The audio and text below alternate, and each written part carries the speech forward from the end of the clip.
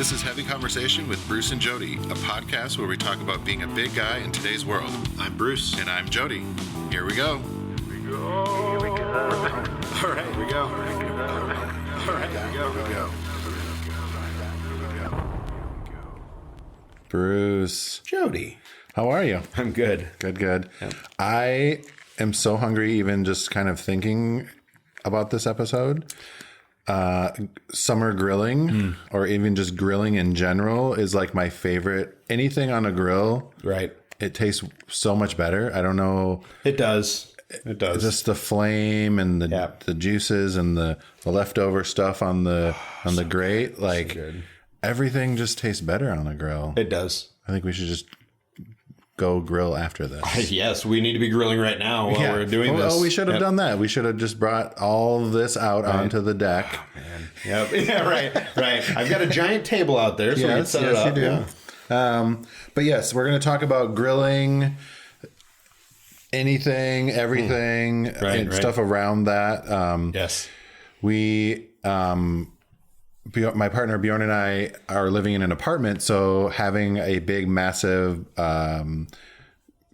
propane grill isn't the greatest thing. So we got one of those little I don't know if it's a Coleman or what brand or whatever, but it's like a portable, Coleman road trip Sportster Charcoal grill, propane grill. Ooh, so it's got the little green ones, the like little camping ones. Oh my God. There was one I'm in heaven. They're amazing. There was one point where I had a propane grill, a little tiny one that you could plug like an iPod into. It had an auxiliary and speakers built into it. Okay. Ridiculous. Okay. I mean, amazing. Yeah. Amazing, but like just not something you'd expect. Yeah. Well, before we get too far into this, since we're talking about grilling, I think we should crack open that beer that you have over there. Yes. So this special one. This beer was a real surprise to me, and so that's why I wanted to bring this one in this evening. It is Budweiser Discovery Reserve American Red Lager. Okay. So is that their normal Budweiser is not a red lager? No, it is not. I'm not a Budweiser fan, so that's why I was like, so this is a specialty red lager, which I have been told is going to be a special edition thing that they're only doing for a short amount of time. Okay. I don't know. I'm from St. Louis, so so Budweiser that's in your blood, right? Budweiser is based there. If you aren't aware, Anheuser-Busch is there. Big brewery. Used to go and take tours long before I was able to drink beer. I was doing the brewery tour. Oh, well, they give you beer on that tour. They do. They do. And for kids, they give you soda, water, that kind of thing. But, I mean, from like a young kid, you know, my dad would say, all right, we're going to the brewery tour. And go on the brewery tour. Of course, free beer. Mm-hmm. So he'd take me on the brewery tour. As I got older, I remember that a bunch of my friends and I skipped out of high school to go take the brewery tour. Okay. Then, of course, when I was of age and able to go back in, I had to take the brewery tour. That much better. It's glorious. Yeah. And it really got me into taking other brewery tours because free beer. Mm-hmm. So here we go. Budweiser Discovery Reserve. I always have a soft spot for Anheuser-Busch products, even though I don't drink a ton of them anymore. Budweiser. Oh, there it is. Discovery Reserve. Yeah. I'm looking it up on the Untapped app. Yes. Oh, Untapped. Bruce, I can see your rating on there already. Yep. Highlights. I know. Surprisingly good. I recommend. Yes, I will say that this is not my first Discovery Reserve red lager. Beer's next frontier, Discovery Reserve, was brewed to celebrate the 50th anniversary of the Apollo 11 moon missions, and its taste inspired by the archival recipe from that time in history. Featuring toasted Voyager barley malt, the lager's reddish color is reminiscent of the next frontier, Mars. This is good. All right. When I drink this beer, it reminds me of, I guess, of Anheuser-Busch, of the brewery. And like anytime you're in that neighborhood where it's at, you can smell the malt. And and you can really taste it in this. It is a super smooth, super drinkable red lager. I mean, it's really tasty. I feel like it's got a good taste. This is something that I could certainly enjoy regularly and probably will. Yeah, malty, caramel, toffee. Yeah. Yeah, and I mean, I'm open to. I don't feel like I have to have small microbrew beer all the time because look, after a while, sometimes you'll start to feel like you're drinking the same kind of beer over and over. So it is nice to shake it up with things like that to kind of go back to. I always feel like sometimes I'll go back and just drink a regular Budweiser or Miller Lite. I was saying Miller Lite or pub beer. Yeah, right. Or Keystone, whatever. What was that? Oh, I think it's Kokanee. Kokanee, yes, I remember. One of Bjorn's favorites. Yes. Yeah, didn't he bring some of that back? Yeah, we did. We had that in another episode. I really do. I do like this one. It does have a little toffee, caramel, flavor in there. That's good. It does. And you know what it'd be great with? A burger. Barbecue burgers or anything, dogs. So you've got the little propane grill. Yeah, nice. But it's like a decent size grill. Right. So, nice. I mean, you could, do quite a bit on there. I've got a big gas grill, and it's fine. It gets the job done. It's quick, all that. Mm-hmm. I'm not as good at using that as my wife is. Oh, she is the grill master, especially with that gas grill. I have been finding lately that I really miss having charcoal and that taste. There's a specific flavor that you get with charcoal that you don't get with gas, and I miss that. It just takes that so much longer. It does, and I think sometimes you're like grilling way into the night because it took forever to get the coals just right. You're like, oh, I started this way too late, and that's one of the starving things, now. Yes, that's one of the things I love. Remember that. I remember doing that craft. The craft of actually doing that, putting it together, taking the time. It takes forever and spending a day. You kind of make it into an experience, and I feel like when you're using propane and you're doing it on the gas grill, you're getting it done pretty quick. So it's like in and out. It's good if you're, we've got kids, so having the gas grill is like a must, Or if you're very hungry, you do a gas grill, boom, you're done. Turn it on, go out there, put it on there. But man, a few minutes later, I just love kind of the ritual behind. Yeah, there is so much more charcoal. Like I don't know if it is skill, but there's like a process. Totally. Everyone has their thing, whether they use lighter fluid or not, or the whatever. You build a little like a cone or pyramid type thing. Like everyone has their system. Yeah. And it gets passed on from generation. Right. Exactly. And for me, I always have a problem. Once you get the coals like white hot and burning, I mean, you're cooking the food pretty fast. Mm-hmm. Then you get done and you're like, well, I don't want to waste what I've built here. Yeah, you got to cook I'm looking so for much. I'm looking for anything else that I can put on this grill.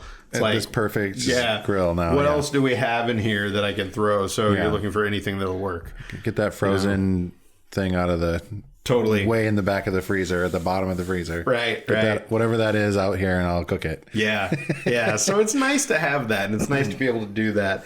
And I do miss having the charcoal grill. Mm-hmm. We had at one of our apartments in Minneapolis. We had one of those little Weber grills for the patio, and we'd grill on that too. And it was the charcoal grill. It was fun. And they're fun. I mean, it's more labor intensive for sure, but it's way better than turning the stove and the oven on in the summertime. It is. Like go out there, turn it on there, you're good. Mm-hmm. You can. And do you grill like vegetables or fruit? Like all that kind of stuff on there. Yeah. So it's nice to kind of be able to just. Oh dang it! I'm hungry. I know. All this talk. We're gonna have to end it early and go grill. I also like using a smoker. I don't have a smoker anymore. Okay, but being able to. That takes a long damn time. Oh yeah. I mean, did you use like the pellets? Yeah. Okay. Yeah. Like the self-feed type of thing? Yeah. Or? So at one point I had a buddy who I believe did the pellets and then moved into wood, I think actually, And so it was a whole different process. Like the different hickory. Yeah. I feel like my mom used to do something like that. Mm-hmm. Or maybe it was like putting the chips in the water and you soak them and then I don't know. Or maybe it was like something with the grill already. Right. I don't remember exactly. Yeah. But I remember we did that a couple times. Yeah. Yeah, and it just adds that smoky flavor to everything. Right. Oh, so good. Yeah. Did you do like big like racks of ribs and sometimes brisket ribs, or whatever? but a lot of time it'd be like, briskets, tri-tip. Okay. Tri-tip is always good. Just this a little meaty, fatty kind of. What is a tri-tip? So it is like, I know I've eaten that, but I don't know what it. I'm gonna mess it up, so I'm pulling it up on my phone. I'm a big brisket fan. Like, I love brisket or pulled pork. Like, that's my favorite. Yeah. Anytime I go to barbecue, it's like pulled pork, brisket, cornbread, all tri-tip that stuff. right, and all the good stuff. Tri-tip is a triangular cut of beef from the bottom sirloin, subprimal cut, consisting of the tensor fasciae latae muscle. Untrimmed. Can you get that at Starbucks? Yes, you can. Untrimmed, it weighs about 5 pounds. That's why you smoke it. So because it's the lesser quality, then it gets really tender. And it just seals it in. Mm-hmm. It seals everything in. And it's so good. Yeah. Oh man, it's so good. Were you a dry rub or what was your... Generally dry. Okay. I'm pretty open to anything. Or you just sauce it up? I like to sauce. I like to sauce a lot. A lot of people really like Stubbs barbecue sauce, and I like their barbecue sauce a lot, but their beef marinade is the greatest sauce ever created. Are you writing this down, folks? Like, this is I would just drink this. I mean, this stuff it's phenomenal. It is the best. So good. Just do shots. My mouth's watering just thinking Stubbs, about it. What is it? It's marinade. It's their beef marinade. Okay. I hope they still make it. I actually haven't used it in a while, but it's good, and it is a little goes a long way. I do remember that I had a buddy that he and I used to barbecue every Sunday, and we would always use that. And he broke it out one time, went to open it, and when he opened it, it just exploded. Yeah. And it got in his eyes, and it was burning, and he was screaming. Probably vinegary. It's powerful. Yeah. Man, it's good. Yeah, I don't... Not for your eyes, though. Yeah. Yep. I do like some barbecue, but I'm not like a lot of barbecue sauce. Like, I like the flavor, but I don't want it just to be like super covered. Right. Like, I want it still like, this is the flavor of the meat. Yeah, and I think the marinades really, they do a good job with that. I think I prefer my barbecue dry, and then being able to dip. Yeah. That's how I am. And having lots of different sauces. Yep. I'm all about the sauces. I want a spicy. I want a sweet. I want a peppery. I like... Right. Yeah. The perfect blend of all of that. Do you like really spicy stuff? Is that like... Not like super spicy, but I like a little kick to it. I like to have the little sweat and like my face red. And, totally. Yeah. But then like the sweet and the spicy thing is good to me. Oh my goodness. Oh, I know. I'm ready. So I've never done the smoking thing, the smoker for the briskets and all that, but it looks... You just have to have Once patience. we get a house, maybe we'll get one of those things for the backyard. That's kind of a hard thing to do in an apartment. Right. Yeah, for sure. And it gets really hot. So, yeah. You can't have that under the... No. What else? Have you done those... What are those other weird backyard, the deep fryers? Have you done any of the... So I had a deep fryer and never actually... You know what? Maybe I deep fried a turkey once. Okay. And then I used the whole setup to brew beer. So because it comes with this big big tub or bucket. Butane fire. Oh yeah, so you can boil the whatever. I can't remember any of the terms. Yeah, so you get the oil in there and you get it going. You get it hot. Instead of the oil, you just put the water and boil the hops and all the barley. And it's a really good way to do it if you're not set up to brew beer. Then you can do it on that, and it's a great way to do it. So it ended up kind of moving to that and being used to brew beer. To brew subpar beer. Was that the one that you? This last No. No, I don't have that anymore. This was a few years back. No, it was great for that. So highly recommend. Maybe we'll get a turkey deep fat fryer and then brew beer instead. Totally. You know, I've been thinking more about. I've got a homebrew kit that I've used once and made some beer and whatever. I mean, I think we drank it on the podcast. It was decent. The little bit that was whatever small amount was left after that horrible experience. Yeah, I do want to brew more beer, but I'm going to go to a place locally where they have it all set up. Oh, that's right. You were talking about that. You can go, you do all of it, and they have all the equipment, right? And and they'll hold it for you. They hold it. And let it. That sounds because I just feel like it's. I want to go do that. We should. Yeah. Yeah. I definitely want to do that. And I think it's a cool way to do it if you don't want to invest in all the stuff. Yeah, and it's kind of hard to have all that stuff, and again in the summertime, right? Boiling all that stuff forever, right? And to be honest, having a place to do it.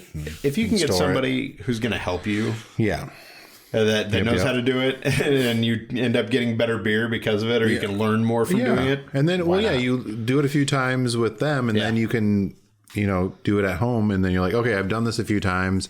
I know the steps. Totally. I feel more confident doing it. Yeah. Yep. Yeah. What else do I don't have any like special tools that I use for grilling. I'm not just the long handled. There's a weird gig.